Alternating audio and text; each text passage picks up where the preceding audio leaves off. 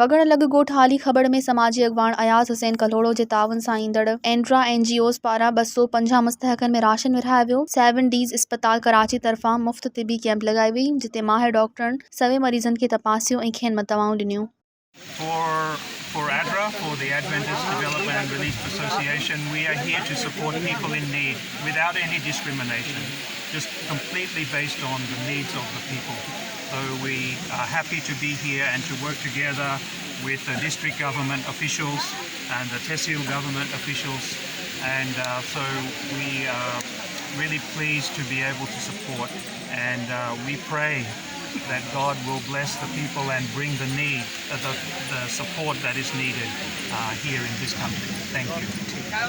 My eIDRA organization, which is Adventist organization, जेका एयाज भाउ जे जेको अस्पताल ते आई आहे हिते आली ख़बर में पहिरियां बि हिननि राशन डिस्ट्रीब्यूट कयो, हींअर बि 205 फैमिलीज़ में राशन डिस्ट्रीब्यूशन कनि था। इन में असिस्टेंट कमिश्नर ऑफिस ऐं डिप्टी कमिश्नर ऑफिस जे तरफ़ां फुल सहकार आहे हिननि सां। आली ख़बर में जेके बि नुक़सान थिया तमामु नुक़सान शुदा फैमिलीज़ जी हेल्प जे लाइ हीअ eIDRA ऑर्गेनाइज़ेशन आई आहे हिते।